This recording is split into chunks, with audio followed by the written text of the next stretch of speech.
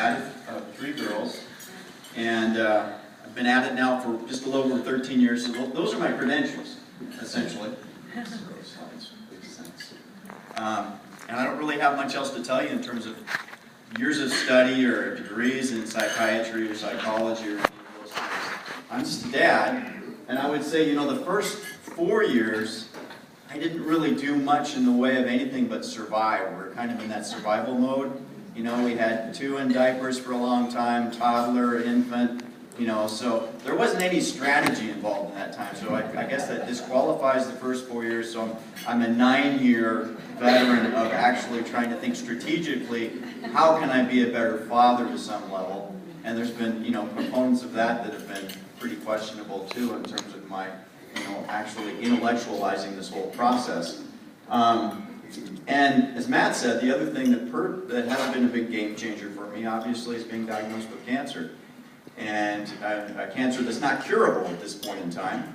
And so you certainly start to value each day, and when you have daughters and you realize the critical relationship that dads have with daughters, it makes you value that opportunity all the more.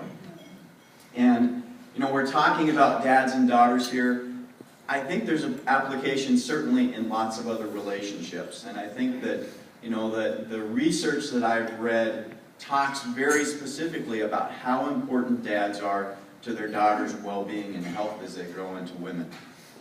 But I think that it's not just the dads. It's sometimes an uncle, it's sometimes a grandfather, it's sometimes a very close family friend that can serve in that mentorship role with those girls in terms of showing them what a solid, what a healthy relationship is with a girl. And so as I talk through this, while you may not have daughters in these formative years right now, maybe you have a grandchild, or maybe you have a son-in-law, or a son, or a niece, or any of those things where you can be thinking about, how can I apply some of this information? Because, the thing about it that was so impressive to me was, again, how much influence a dad's relationship with their daughters is, but also how good the research is in terms of saying, if you do this, the risks of all these behaviors do this. So there's a definite cause and effect that came out of the stuff I've been reading in this regard. So hopefully I'll be able to convey that a little bit today. I think also, there's going to be some of you out there that maybe are single parents, single moms, and thinking about where can you find that male figure for your daughter in your lives, or your son for that matter. Those are all things we can take away. So this talk isn't just for the dads in the audience that have daughters. It's for all of us, I think, that we can find opportunities to use some of this information. A lot of my interest in this started about 4 years ago when I read a book called Strong Fathers, Strong Daughters by Meg Meeker. She's a physician, but also has done a lot of research in the areas of psychology and psychiatry, and works with basically young girls and adolescents. That's her whole practice. And she wrote a book that was pretty amazing to me in terms of just really looking at the research in terms of some of the things about it that are very frightening, about kids and girls, especially when there isn't a dad present, but then also the ramifications when a dad was there, and what happened and what changed in respect to some of those statistics in that research. So it's an amazing book. Meg Meeker, Strong Fathers, Strong Daughters. So highly recommend it. It's as close to a how-to book I've seen for being a dad. And it also, a lot of the other books I've read reference this book over and over and over again. So it's just a great tool. I'm going to read a little blurb from Bringing Up Girls by James Dobson, which is also a very good book that references Meg Meeker's book a lot. But it talks a lot about actually, I think, the importance of this relationship. Your relationship with your father was your critical initial interaction with the masculine gender. He was the first man whose attention you wanted to gain. He was the first man you flirted with, the first man to cuddle you and kiss you, the first man to prize you as a very special girl among all girls. All of these experiences with your father were vital to the nurturing of the element which makes you different from him and all other men, your femininity. The fawning attention of a father for his daughter prepares her for a uniquely feminine role as a girlfriend, fiancée, and wife. If there was something lacking in your relationship with your father when you were a child, the development of your femininity suffered the most. Why? As a little girl, by nature, expressed all the budding traits of the feminine gender. If your father was emotionally or physically absent, or was harsh, rejecting, or angry towards you, you automatically and subconsciously attached his disapproval to your femininity. That's a tough word for me to say. You didn't have the intellectual capacity to understand his rejection, nor did you have the inner defensive structure to insulate yourself against it. You simply and naively reasoned, I want Daddy to like me. Daddy doesn't like me the way I am. I will change the way I am so Daddy will like me. When a father does not value or respond to his daughter's femininity, she is stunted in her development. When a daughter has little experience in delighting her father as a child, she is incomplete. She is left to discover her femininity for herself, which often has tragic results in her relationships with men. So that really speaks to the value of that male role figure that I'm going to talk about today with you. So next slide, please. So I'm going to just briefly run through some statistics that most of us are aware of, but are things that kind of brought my attention into saying, you know, I've got to be just more than a guy that hangs around in the house and disappears as often as possible. I've got to be something a little bit more than that, and also someone who's willing to come and talk in front of people and isn't especially fond of that, as I am today. But looking at girls and sex, 47, I mean, these statistics to me are amazing, but most of these came out of Meg Meeker's book. 47% of students are sexually active before high school ends. That's 10 years old. A lot of this research is about 10 years old, so certainly it could be higher. 41% of girls between 14 and 17 experience unwanted sex, primarily due to fear that their boyfriend will get angry if they don't engage in it. 15% of higher have experienced forced sex.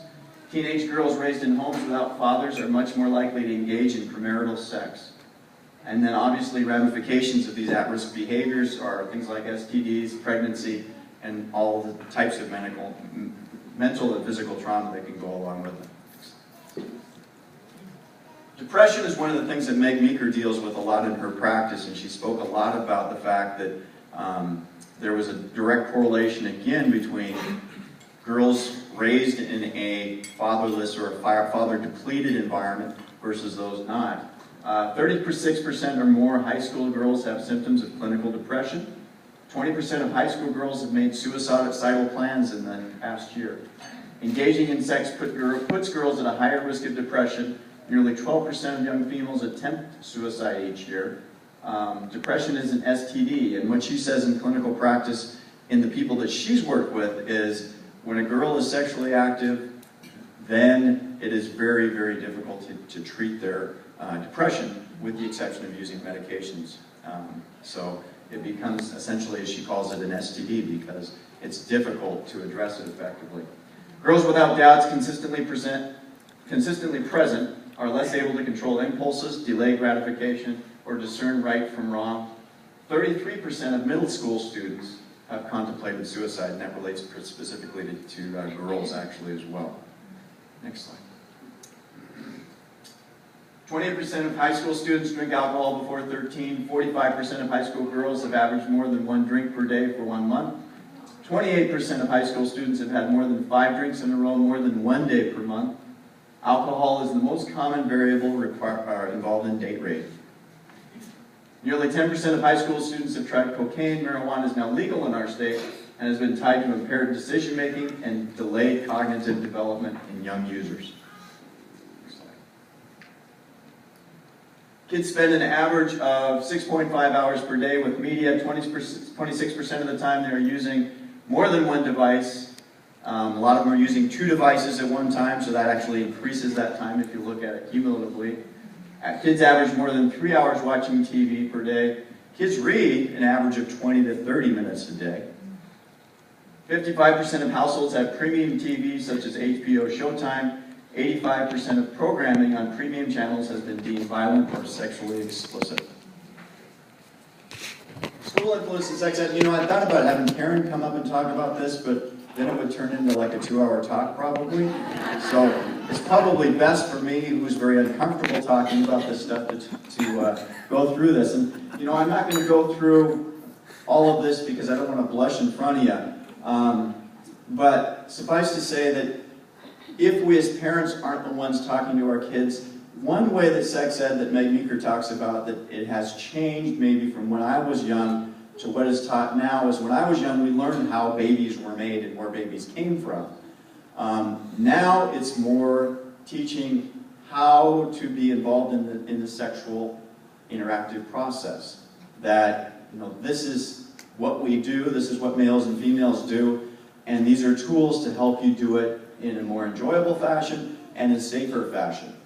And if the role model or the adult that's speaking is talking about it in that context of saying, here are the tools that help you enjoy it, these are the tools that help it become a safer act, you can see where the kid's mind is going to go if they're not getting influence from other sources in that regard.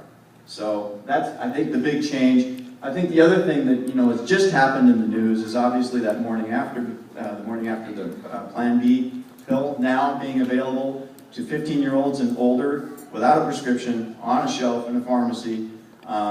Again, as we as a culture are teaching our kids, these are tools. You know, if you wind up and you're 15, you wind up in a situation where, you know, sex happens, you've got a tool that can make it so that you at least don't have to worry about pregnancy as big.